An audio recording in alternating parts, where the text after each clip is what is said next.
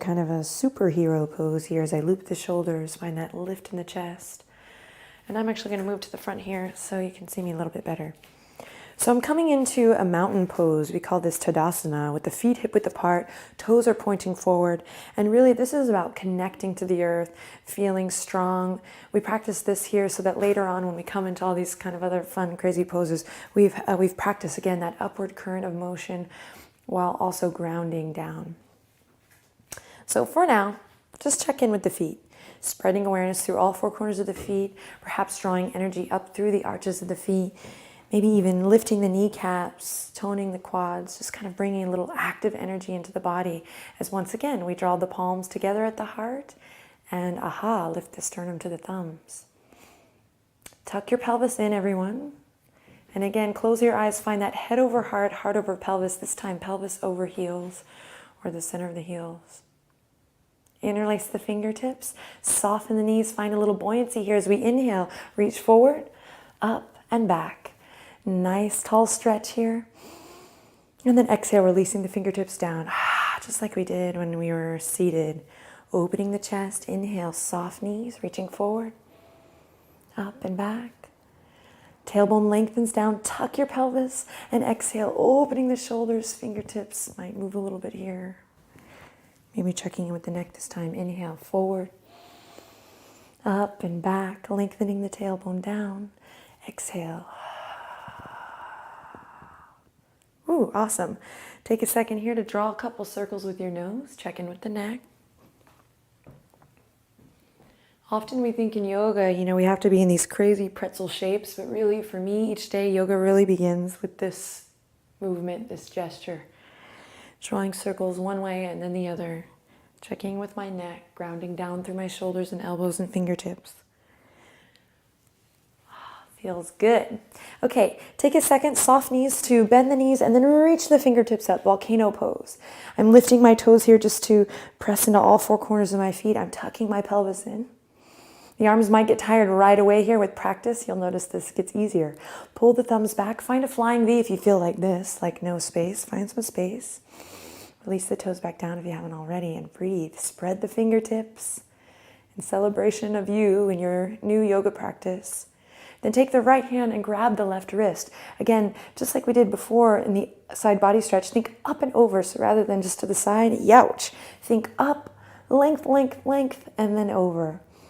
This will look a little different for everyone. Again, you can find a little self-expression here as you maybe sway a little back and forth.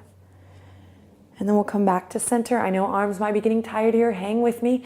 Grab the opposite wrist. Think up and over as you breathe into the stretch. Ground down through your feet. Remember that sit bone to heel connection. Tuck your pelvis. And then we come back to volcano pose for one breath as we inhale. Look up by drawing a line with the nose up. And then exhale back down at the heart. Palms to the sternum as we lift it up.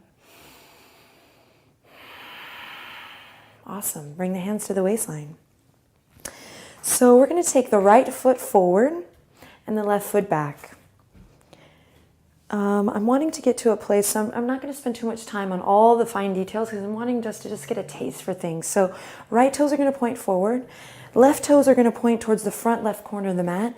And I'm going to make sure that I'm on two planes rather than one tightrope, like two skis. So I have lots of space, like maybe hip point apart. Take your right thumb, pull your right hip point back, then see if you can tuck your pelvis and do this thing we've been working on where we align head over heart, heart over pelvis. Now the tendency is that the pelvis is going to want to spill back, hey-oh, but I'm going to lengthen the tailbone down, tuck my pelvis, and find integrity in the torso, kind of lighting that fire in my belly too. Great, hands on the waistline here as I loop the shoulders and breathe. Back heel is on the earth, strong. Both legs are charged by maybe squeezing the inner thighs together, finding that scissor effect. Got excited there. And then finding that length in the crown. Breathe here. You can stay here, bending that front knee generously. Eventually, I'm going to want to get to a place where the bottom of that thigh is parallel to the earth, but in due time, So I can stay here, hands on the waist, or I can reach the fingertips behind the ears and reach it up. Voila! I'm in Warrior One, Virabhadrasana 1. Pull the thumbs back, remember your alignment. Draw your navel in slightly, breathe here. If you feel like, whoa, Hug those inner thighs together. Find stability as you breathe. Take a deep breath in. Inhale. As you exhale, open up towards the left side of your mat. Warrior two. I might walk my front toes towards the front edge of the mat. And I might find a little bit more space here, a little wider stance is what I'm trying to say, as I pull my pinkies back and find that lift in the heart. Breathe here, strong legs. And then exhale, hands to the waistline.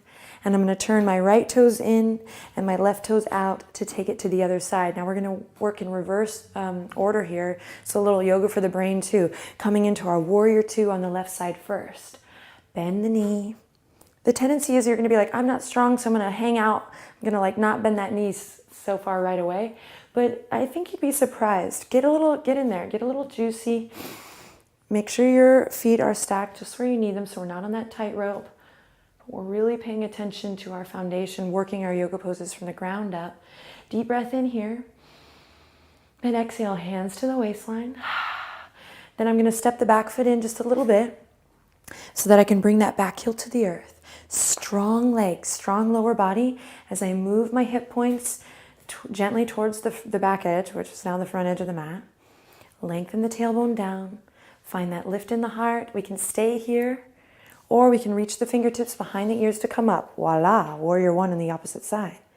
Again, don't worry about trying to create that perfect image, that perfect asana. It really is about having an experience and then growing the pose. It makes it fun too and less work. Okay, one more nice long inhale in here. Hang with me. Hug those inner thighs towards the midline. And on an exhale, float the fingertips down back to the waistline for a little stability. Hooking my thumbs behind here. Then I'm going to turn the left toes in, come back to center. And I'm going to heel toe, my feet back into center. So when you hear that in yoga class, that's what this means. Heel toe, heel toe. It's kind of silly. Okay, this time I'm going to challenge my center of gravity by coming feet flush together. So before we were hip width apart, now I'm going to stand up nice and tall in Tadasana, where I'll finish my practice today, bringing the fingertips down, maybe closing the eyes, kind of challenging that center of gravity, taking the experience of my practice and drawing the palms together at the heart. Inhale in and nice long exhale out, Tadasana. Okie doke, so that was just a simple sequence to get us started. The hardest thing I often discover, and I'm sure many yogis will agree, the hardest part is just showing up, just rolling out the mat, right? Just getting to the gym, getting to class, taking the moment for yourself. So congrats to you for making it this far, and you can favorite this video and return to it once a day for a week. See how that goes. Check out our Foundations of Yoga series, also really awesome for beginners, where we get back to basics and we take the time to break down each pose. Leave comments, questions below, subscribe to the channel if you haven't already, and I will see you next time. Namaste.